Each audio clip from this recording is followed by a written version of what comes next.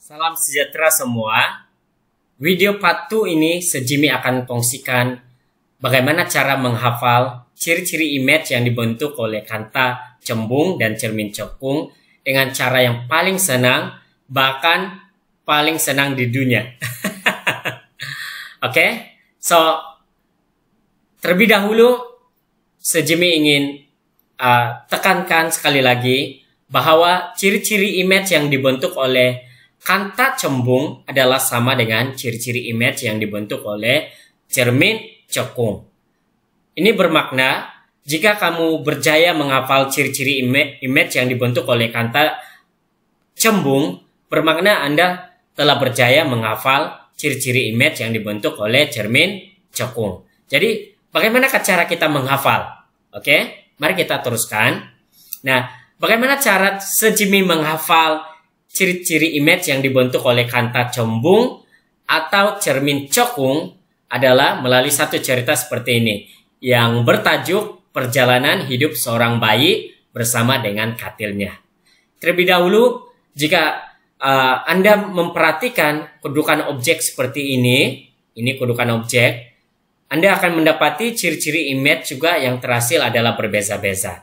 Jadi, Sejimi sangat paham, Sejimi sangat mengerti jika setengah di antara kamu yang sukar untuk menghafal ciri-ciri image bagi kanta cembung dan kanta cekung. Tetapi kali ini jangan risau karena Sejimi akan berikan kamu cara yang paling senang untuk bagaimana menghafal ciri-ciri image yang dibentuk oleh kanta cembung dan cermin cekung. Dan bagaimana Sejimi hafal ialah melalui satu cerita yang bertajuk Perjalanan Hidup Seorang Bayi Bersama Dengan Katilnya. Oke. Nah, imagine jika bayi itu baru lahir seperti ini. Oke, bayi itu baru lahir. Dan ini katilnya, konona, ini katilnya. Ini katil. Oke, ini bayi atau si baby. Oke. Kalau bayi itu baru lahir, rasa-rasa di antara bayi dan katil, siapa lebih kecil?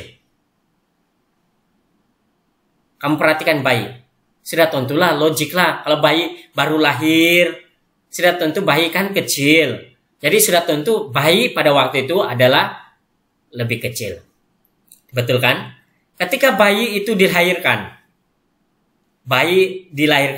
apakah dia adalah manusia atau bukan manusia? Memanglah kalau bayi dilahirkan, bayi itu memang manusia, betulkah? Maka nyata. Nah, kamu pernah jumpa bayi yang tidak pandai menangis? Kamu pernah jumpa bayi yang tengah malam tidak pandai bangun? Maksud Sejimi ialah kadang-kadang bayi ini kan pandai buat salah juga. Ya, pandai buat salah. Apa maksud Sejimi pandai buat salah? Dia buat nangis, kadang-kadang tengah malam pun bangun, and then kemudian kadang-kadang pandai merajuk, kan? Jadi bermaksud dia pandai buat salah juga.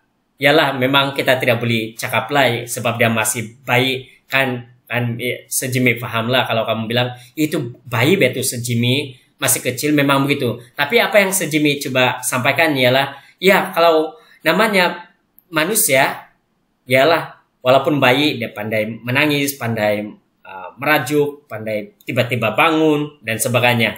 Jadi kita anggap bayi pada waktu itu dia pandai buat salah, maka songsang. Oke?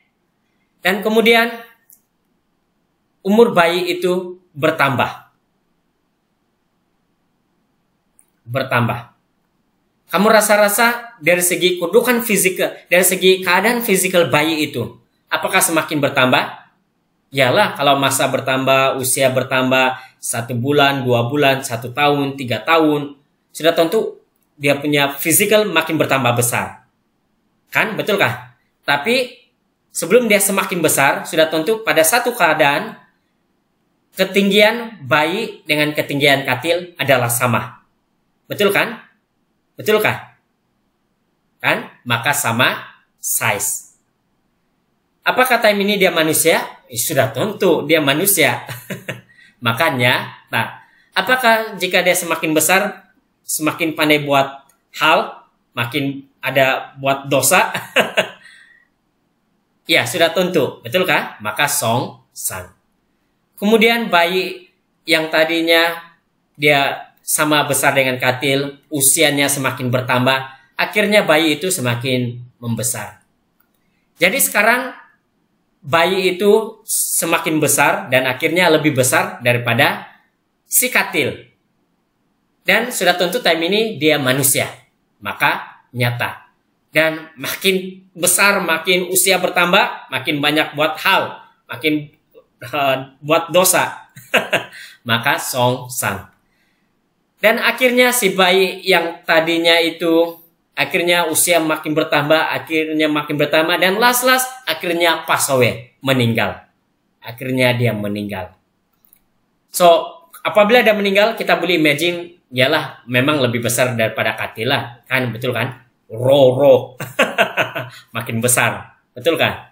Dan apabila sudah meninggal, sudah pass away, sudah tentu bukan manusia sudah. Betul kan tidak? Dia roh sudah mungkin. Oke? Maka ya.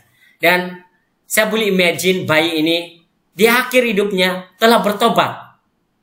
Tidak melakukan dosa, telah bertobat. Maka dia tegak. Walau bagaimanapun, sebelum masuk surga atau neraka, mau tidak mau mesti diadili. Jadi tidak tahu masuk surga atau masuk neraka. Maka itu infinity. Oke? And then akhirnya si bayi itu telah berjaya masuk surga. Sebab tadi saya bilang dia bertobat last minute kan, syukur. Jadi pertama sudah tentu dia lebih besar.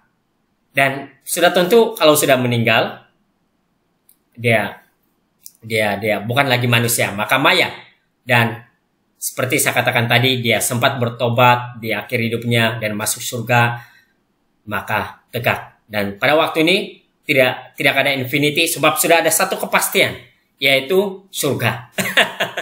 Oke? So Jimmy harap melalui cerita ini dapat membantu kamu untuk faham bagaimana menghafal ciri-ciri image yang dibentuk oleh kanta cembung dan cermin cekung. Dan sekali lagi Jimmy ingin tekankan di sini, yaitu jika andai kata ini adalah cermin cekung, seperti Jimmy katakan tadi, ciri-ciri image yang dibentuk oleh kanta cembung dan cermin cekung adalah sama. Dan andai kata ini adalah cermin cekung, oke?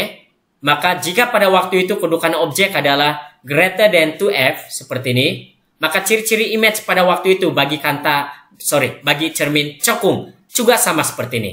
Jika image kedudukan objek adalah di sini, maka ciri-ciri image yang dihasilkan oleh cermin cekung juga seperti ini. Demikianlah seterusnya. Oke? So, jika kamu rasa bahwa video ini sangat membantu kamu, jangan lupa kongsikan kepada seramai mungkin rakan-rakan dan kongsikan. Dan jika kamu mau supaya di masa akan datang kamu terus menerima perkongsian video daripada Sir Jimmy, jangan lupa subscribe. Okay, so that's all for today guys. Thank you. God bless.